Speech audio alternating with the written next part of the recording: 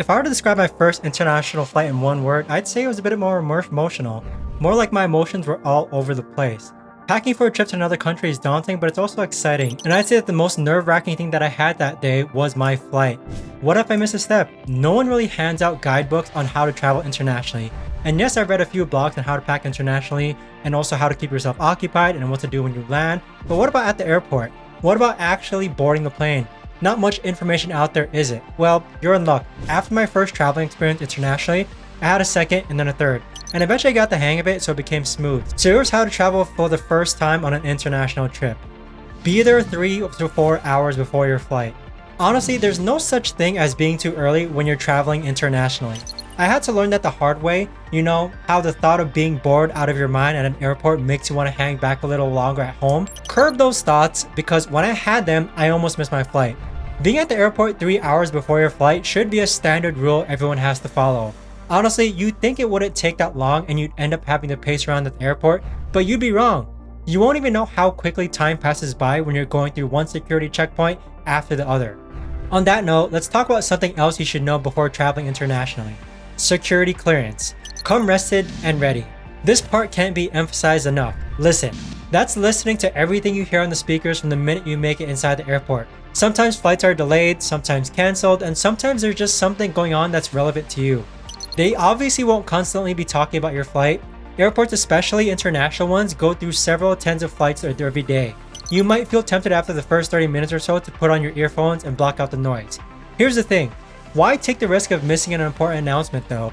Also, a lot of people tend to doze off when they arrive to the airport way before their flight.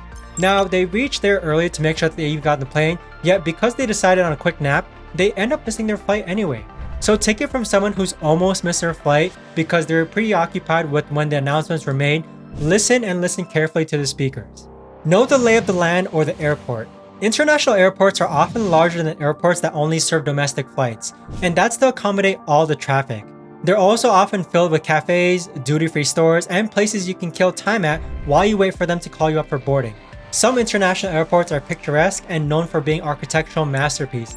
However, before you go off exploring, even if it seems like you have all the time in the world, make sure to familiarize yourself with the floor plan of your airport. Your boarding gate might be toward the north side of the airport while you're busy killing time over at the south end. There's always someone running from one terminal to another, frantically trying to get their gate before they miss their flight. And based on my experience, people who are trying so desperately to get to their gate on time rarely do. Sometimes the time between when they call for boarding and closing the gates is within a blink of the eye. So save yourself the trouble and try to stay as close as you can to your terminal. This especially applies if you have a connecting flight and find yourself in a new airport. Don't go sightseeing, alright? Weigh your luggage at home and at the airport. Something that came as a surprise to me was that airlines don't play when it comes to baggage weight. While the upper limit varies from one airline to another, they'll generally allow between 50 to 55 pounds of combined baggage weight. Anything above that and you'll have to pay extra. Some airlines actually allow up to 70 pounds for business class and first class passengers, but that's not always common. Let's say 50 pounds is what you should be aiming for. Now, word to the wise, you can never really guesstimate how much your bag weighs just by looking at it, and trust me. You might think that you're only traveling with a few shirts and some jeans, not even weighing 20 pounds, much less 50. But oh how these things actually end up weighing more than you think. Always make sure to weigh your bags before you leave for the airport. This in word means that you should always pack a day or two before your departure. Again, there's no harm in being prepared. Rules surrounding liquids, gels, and aerosols. There's always a few unlucky people on the airport floor with their luggage spread out, frantically trying to decide between what to keep and what to throw away. Now, obviously you'd assume if something's made its way into their luggage, it must be essential, right? That's not how airport security sees it. Every airport and every airline has its own set of rules. Generally, they're all strict about liquids, gels, and aerosols. So much so, actually, that there's a 3-1-1 rule in place to keep from people having to throw out their essentials at the last minute. So if you need to take a liquid with you, make sure that it's in a 3.4 ounce container in a sealed Ziploc bag and you have only one of those bags. Also, knowing how seriously the airport takes this, make sure that it's in a bag that's ready to inspect on your carry-on. You don't want to stand aside, open your bags, take out the fluids, and run them through security again. Trust me, you can't spare any time, especially not for an international flight. Anticipate a lot of forms. One thing that caught me off guard when I had to fly internationally was the amount of paperwork I had to fill out prior to actually boarding the plane. As my travels became more frequent, I realized that sometimes I had to fill out more forms and sometimes less. In any case, there would always be at least one form that needed to be signed and checked. Besides that, I also had to carry a lot of paperwork with me. So your passport's a no-brainer, but then there are visa documents if applicable, travel itineraries, identification documents, and health documents if applicable. On that note, always remember that you'll need a written, signed, and valid prescription when traveling. This one actually applies to both domestic and international departures. Tips on arrival. When you land at your international destination, the first thing you'll do is get off the plane and follow the signs for arrivals or baggage claim. You'll soon find yourself at immigration control. Here you'll need to show your passport, visa if needed, and any forms you filled out during the flight. The immigration officer might ask you a few questions about why you're visiting and why you're there and how long you plan to stay. Just make sure you answer honestly and provide any documentation that they need. Next up is baggage claim. Check the airport monitors for your flight number to find the right carousel and then grab your bags. If your luggage doesn't show up, head straight to the airline's desks to report it. Once you've got your bags, it's time to go through customs.